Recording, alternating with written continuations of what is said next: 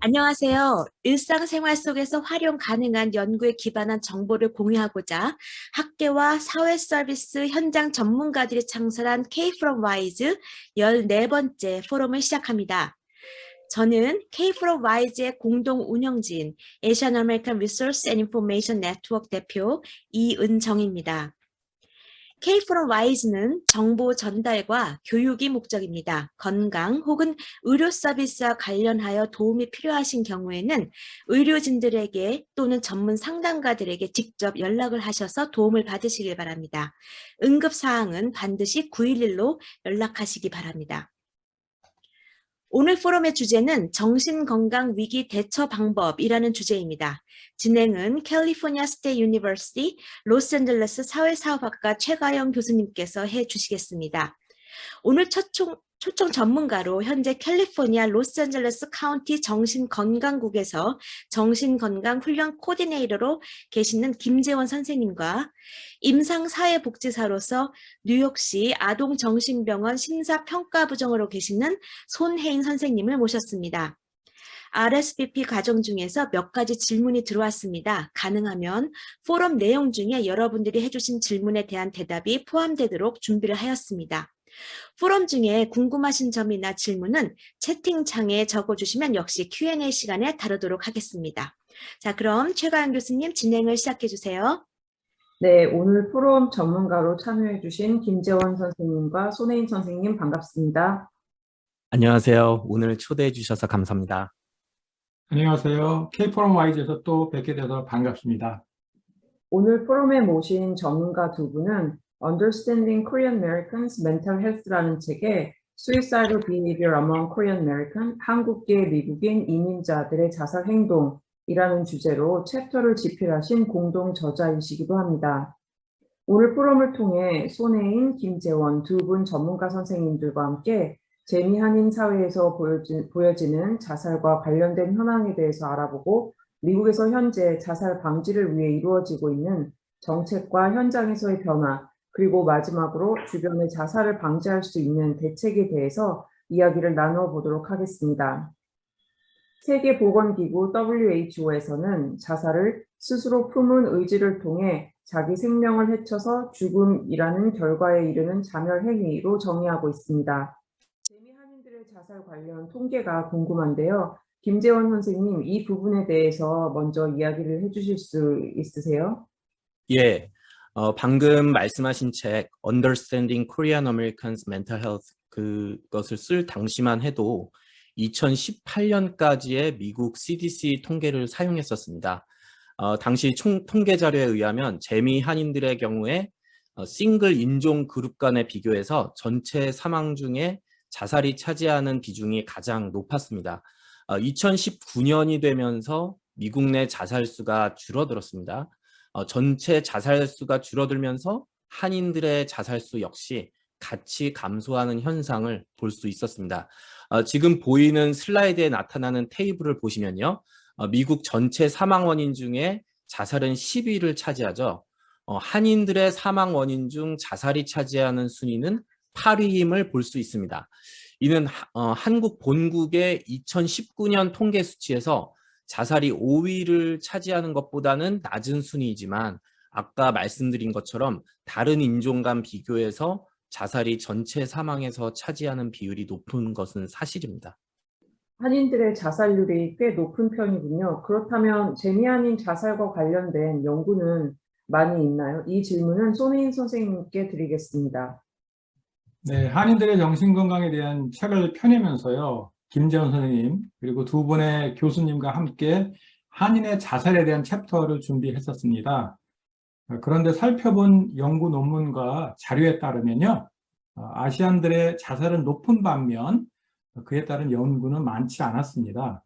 마찬가지로 한인의 자살에 대해서도요. 실증적인 연구는 찾아보기 어려웠는데 정말 많은 관심이 필요한 분야라고 생각이 들었었습니다. 네, 감사합니다. 다시 김재원 선생님께 여쭙겠습니다. 아까 2019년도에 미국 전반적으로 그리고 한인들의 자살률이 감소했다고 말씀해 주셨는데요. 혹시 2020년 최근 자료도 있나요? 예, 지난 2022년 1월에 CDC가 업데이트한 자료를 보면 2019년에 이어서 2020년에도 한인들의 자살이 감소했음을 볼 수 있습니다. 좀 흥미로운 결과인 것 같습니다. 코비드 기간 동안 언론과 지역사회에서 정신 건강에 대한 우려를 많이 이야기한 것으로 압니다. 두 분께서는 자살이 줄어든 이유가 뭐라고 생각하시는지요? 예, 많은 전문가들이 말하기를 재난 시에 본능적으로 보여지는 공동체 의식의 강화, 코비드로 인한 죽음을 목격하면서 상대적으로 나타나는 생존 본능, 그리고 가족 간에 서로 챙기고 연락을 하면서 소통이 더욱 증가하면서 나타난 현상인 것 같습니다. 또 락다운으로 인해서 직장이나 여타 인간관계에서 오는 스트레스나 우울의 요소들이 감소하면서 나타난 현상으로 보입니다.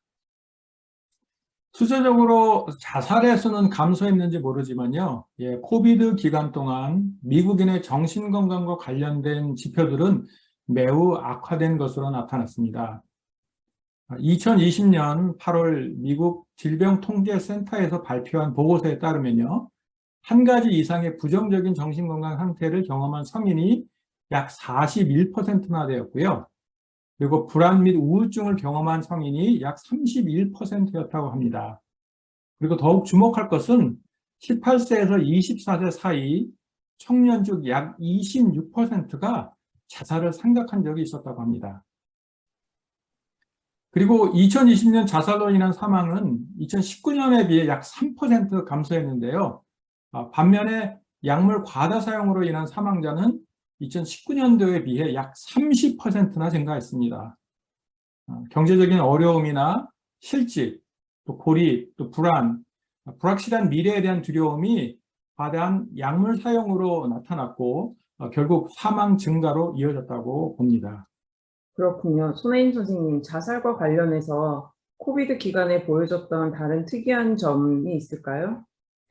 예, 저희가 주목해야 할 것은요, 지난 코비드 기간 동안 청소년들의 자살 시도로 추정되는 응급실 방문이 급격하게 증가했다는 점입니다. 코비드가 한창이었던 2021년 2월 21일부터 3월 20일 한 달, 그리고 2019년 동일한 기간을 비교해 보니까요, 12세부터 17세 여자 청소년의 자살 시도로 추정되는 응급실 방문이 무려 50%나 증가했습니다. 네. 김재원 선생님, 혹시 우리 한인들의 경우 이런 코비드 기간에 보여준 현상이 똑같이 나타났나요? 예, 지금 손혜인 선생님께서 말씀하신 자살 시도 추정 수치가 각 인종별로 나와 있지는 않아서 비교하기는 힘듭니다. 하지만 지난 2019년과 2020년 2년간의 미주 한인들의 자살 사망자 수를 나이대별로 분석한 그래프를 여기 보시면요. 지난 2019년 가장 높은 자살 사망자 수를 보였던 나이대가 55에서 64세였던 반면에 2020년에는 젊은 층의 자살 사망자 수가 좀 더 높게 나오고 특히 25에서 34세 나이대의 자살 사망자 수가 가장 높은 것으로 나왔습니다. 네, 지금 코비드를 거치면서 보여주신 자료에 의하면 자살률이 감소했는데요. 이러한 추세가 계속될까요? 전문가들은 어떻게 보시는지 김재원 선생님께 말씀 부탁드립니다. 예, 뭐 저의 개인적인 의견보다는 미국 자살 예방 행동연대 제리 리드가 말씀하신 게 있습니다. 팬데믹 초기에 똑같이 어려움을 겪고 같은 대상인 바이러스와 맞서서 함께 싸운다는 그 집단 정서가 사람들의 정서적 붕괴와 자살을 막아준 반면에 점차 사람들이 학교나 직장으로 복귀하는 그 시기에 어떤 사람들에게는 우울감과 절망감이 높아질 수 있는데 그때가 자살이 증가하는 시기가 될 것이다 라고 말한 적이 있어요. 그리고 바로 지금이 그 시기인 것으로 보입니다. 이미 마스크나 거리 두기에 대한 규제가 거의 풀렸고 많은 회사와 학교가 현재 대면 형태로 돌아가는 시점이기 때문이죠. 그리고 또 한 가지 우려되는 사회 현상 중에 하나가 바로 팬데믹 시기에 미국 내 총기류 구입이 급증했다는 것입니다. 사실 미국인들의 자살 중 절반 이상이 총기류에 의한 사망이고요. 총기류 사망의 절반 이상이 자살이기도 합니다. 그래서 우리 모두 지금 서로 주변을 챙기고 자신을 챙기면서 정신건강 유지에 더욱 관심을 가져야 할 것 같습니다. 네, 지금까지 미국 내 전반적인 자살 관련된 통계, 그리고 한인들의 자살 통계, 특히 코비드를 지내면서 양상된 현상들을 알아보았습니다. 그러면 지금부터 미국 정부가 어떻게 국민들의 자살을 방지하기 위한 노력을 하고 있는지 알아보도록 하겠습니다. 손혜인 선생님께서 아무래도 주 정부에서 일을 하고 계시니까 이런 정부 지침이나 서비스의 변화에 대해서 많이 알고 계시고, 특히 저희도 선생님을 통해 988이라는 번호를 알게 되었는데요. 우선 988이 뭔지 설명 부탁드립니다. 네, 988은 올 7월 16일부터 새롭게 개통하는 자살 및 정신건강 위기 핫라인 상담 전화번호입니다. 즉, 911과 같은 세 자리 전화번호인데요. 아마 911을 모르시는 분은 없을 것 같아요. 911은 생명과 관련된 교통사고, 또 범죄, 화재 등 응급 상황에서 누구나 이용하는 응급전화죠. 988은 911처럼 자살이나 또 정신건강 문제로 위기에 처한 분들이 상담과 도움을 요청하실 수 있는 전화번호로, 미국이라면 지역번호나 국번 없이 언제 어디서나 연락할 수 있는 24시간 정신건강 핫라인 또는 미국의 생명의 전화라고 할 수 있습니다. 1년에 911을 통해서 접수되는 전화 건수가 약 2억 4천만 건인데요. 그중에 적게는 10% 또는 많게는 20%가 정신건강과 관련된 전화로 추산하고 있습니다. 생명에 위협이 없는 상황이라면 이제 911 대신 988로 전화하셔서 도움을 요청할 수 있습니다. 네, 감사합니다. 아까 988이 7월 16일부터 개통이 된다고 하셨는데 혹시 지금이라도 전화를 걸면 서비스 연결이 가능할까요? 네, 공식적으로 2022년 올해 7월 16일부터 시행이 됩니다. 하지만 현재 가지고 계신 핸드폰에서 전화를 하시면 이미 988이 개통이 되어서 사용하실 수 있습니다. 다만 이제 일반 전화나 또는 핸드폰에서 988 문자 상담은 다음 달 7월 16일부터 이용하실 수 있습니다. 네, 선생님 이미 이 988 프로그램이 어떤 배경으로 만들어졌는지 간략히 설명해 주시면 감사하겠습니다. 네, 미국에서 그 자살을 생각하거나 또는 정신건강으로 위기에 처한 분들이 상담과 도움을 요청할 수 있는 24시간 핫라인, 즉 National Suicide Prevention Lifeline이라는 상담 번호가 2005년부터 운영을 해오고 있어요. 근데 전화번호가 1800-273-8255인데요. 사실 이 번호는 이제 외우기도 어렵고 또 위기 상황에서 바로 좀 이용하기도 어려운 점이 있었습니다. 그래서 그 911처럼 모든 사람들이 쉽게 기억하고 이용하기 편한 988이라는 세 자리 번호를 만들자는 의견이 모아졌어요. 2020년 미 국회에서 법안을 통과하고 트럼프 대통령이 서명해서 시행하게 된 것입니다.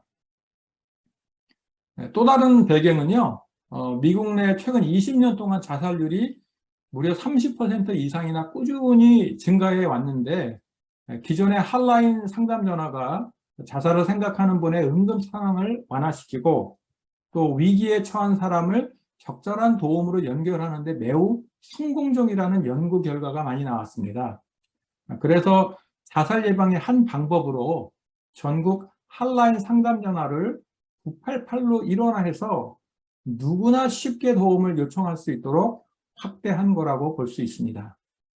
사실 손혜인 선생님께서 말씀해 주시기 전까지 저희도 988에 대해 잘 몰랐고 우리 한인 커뮤니티에서도 잘 모르는 것 같습니다. 선생님 988이 어떤 방식으로 운영되는지 설명을 조금 더 부탁드립니다. 네, 그 자살이나 정신건강 위기에 처한 이제 분이나 또는 가족을 포함해서 누구든지 988에 먼저 전화를 하시면은요, 모든 전화는 National Suicide Prevention Lifeline의 중앙 콜센터로 접수가 됩니다. 그리고 전국에 있는 200의 지역 핫라인 센터가 있는데요. 전화를 하신 분의 위치에서 가장 가까운 지역 핫라인 센터로 연결이 됩니다. 만약 연결된 핫라인 센터에서 상담원이 모두 전화로 상담을 하는 중이시라면 그리고 또 오래 기다려야 하는 경우에는 전국의 9개의 백업 콜센터가 있는데요. 그 중에 하나로 연결이 돼서 상담을 진행하게 됩니다. 그러니까 예를 들면 뉴욕에서 988로 전화를 했는데 또 그 지역에 상담 통화량이 많을 경우에는요. 백업 센터가 위치한 캘리포니아주 지역 핫라인 센터와 연결이 돼서 위기 상담을 받게 되는 겁니다. 네, 그렇다면 상담원과 바로 연결이 안 되어서 한참 기다리다가 중도에 포기하는 경우도 생길 것 같은데, 또 뉴욕에서 전화를 했는데 캘리포니아에서 상담을 받는다면 전화하는 분이 거주하는 지역 내 적절한 전문 기관과 지원 서비스로 연결을 할 수 있을지도 모르겠네요. 예, 맞습니다. 이제 7월 16일이 돼서 988 번호가 개통되더라도 모든 것이 준비된 상황에서 시작하기는 좀 어려울 것 같아요. 주마다 해당 주에서 상담 전화를 처리하는 능력이 천차만별입니다. 예를 들어 뉴욕주 같은 경우는요. 2021년 4사분기 통계의 경우 상담 전화의 61%만 뉴욕주에서 운영하는 지역 핫라인 센터에서 상담을 제공하였는데요. 일리노이 같은 경우에는 그 응답률이 현저히 떨어져서 32%밖에 안 됩니다. 따라서 연방정부 그리고 주정부에서 988 개통에 맞추어 지역 핫라인 센터가 24시간 매일 운영될 수 있는 그런 기반 시설을 마련하고 상담원을 충원하기 위해서 재정 지원을 지금 현재 하고 있는 중입니다. 그리고 이상적으로는 7월 16일부터는요, 988에 전화를 하더라도 응급 상황이면 상담원이 912로 연결하고 또 반대로 911로 전화하더라도 정신건강 위기 상황이면 988로 연결하는 시스템을 이제 구축해야 합니다. 하지만 이제 예산 문제로 988과 911 간의 그 시스템 간 원활한 상호 연결에 시간이 걸릴 것으로 예상하고 있습니다.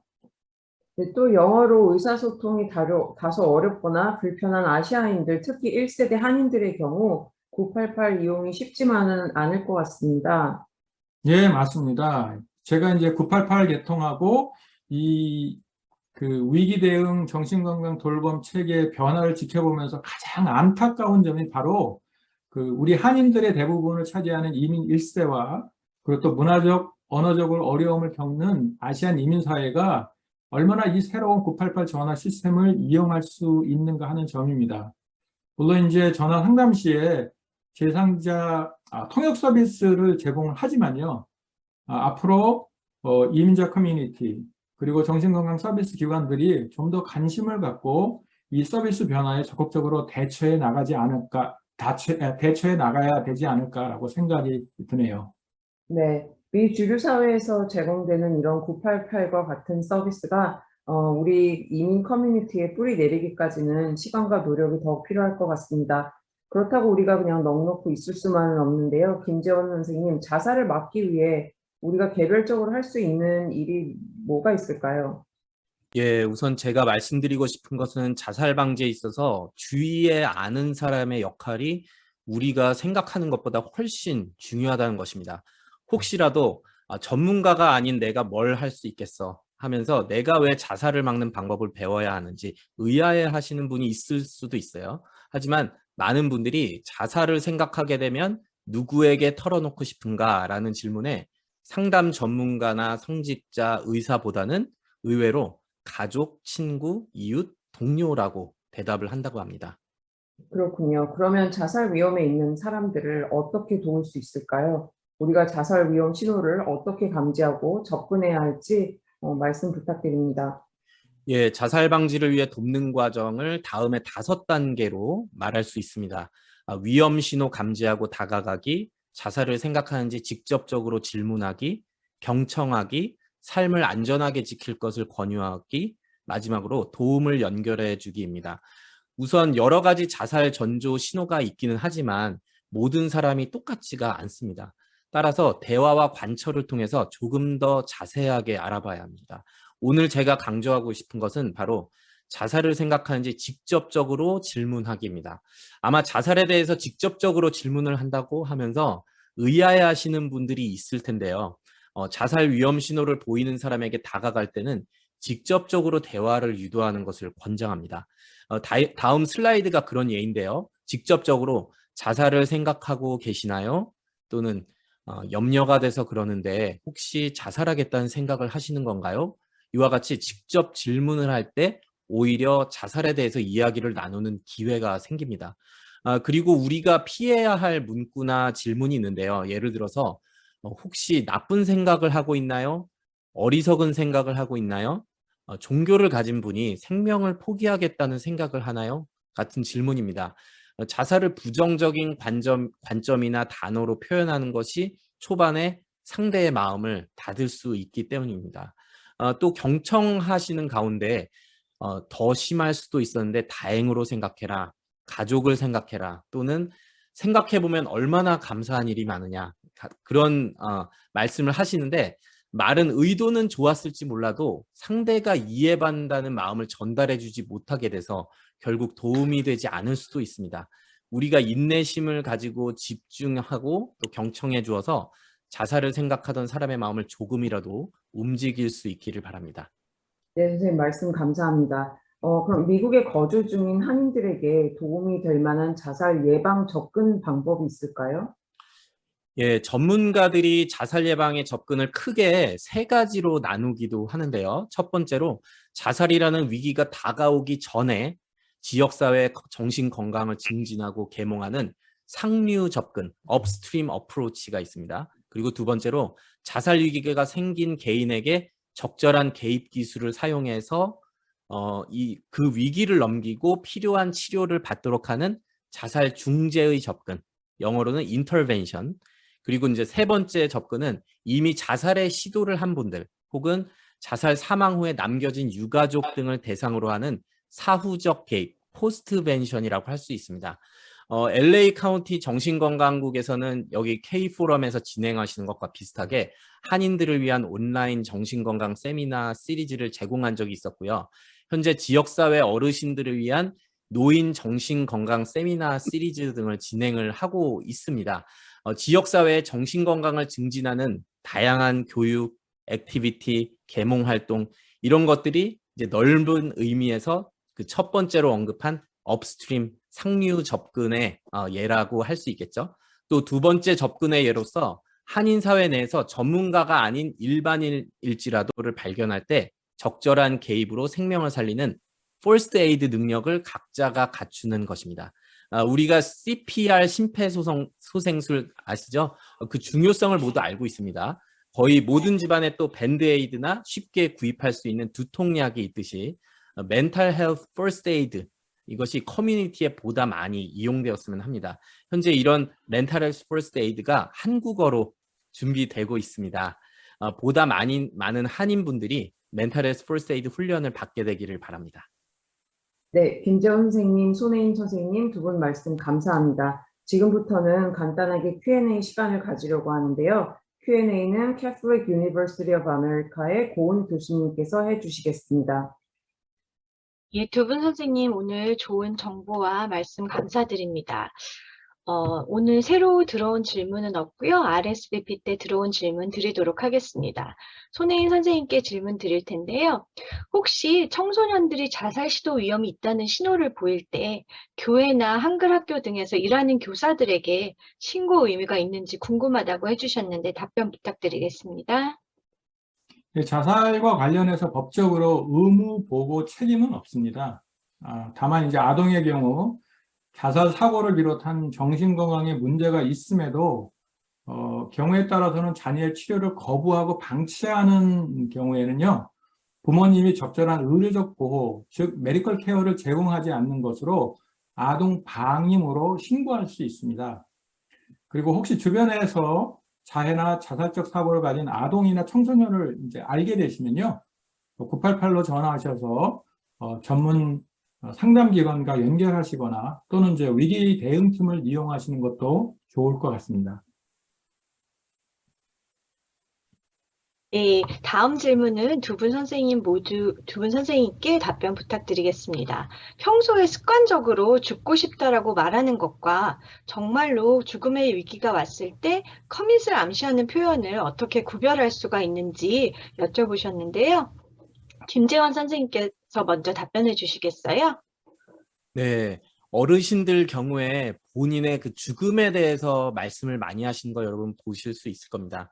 뭐 이제 자녀도 다 키웠고 할 것 다 해봤고 더 이상 바라는 것이 없으니 죽어도 여한이 없다. 이런 언급은 자살과는 거리가 있다고 생각할 수 있겠죠. 그런데 내가 죽어야 모든 것이 해결이 된다. 그런 언급은 이제 의미가 매우 다르고 심각할 수 있다는 것을 기억해야 될 것입니다. 이 자살의 암시는 죽어버리겠다는 그 말씀이라든지 아니면 유서 쓰기 등 직접적인 표현 이외에도 이제 내 걱정은 더 안 해도 돼요. 내가 아끼는 물건을 잘 맡아주세요. 이런 암시적인 표현.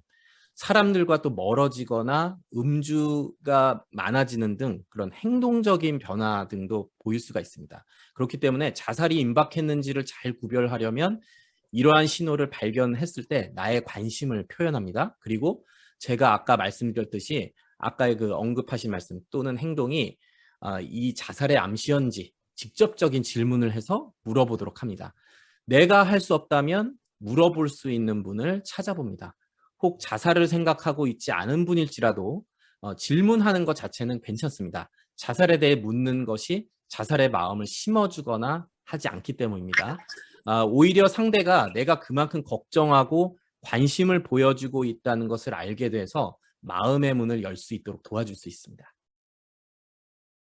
또 한국 분 중에서는 이제 사는 것이 힘들다는 이제 표현을 뭐뭐해서 죽겠다, 아우 죽고 싶다 라는 표현을 정말로 많이 하시죠. 이 표현과 실제 자살 사고와는 차이가 있는데 자살의 구체적인 계획을 갖고 있느냐 없느냐가 하나의 그 차이일 수도 있고요.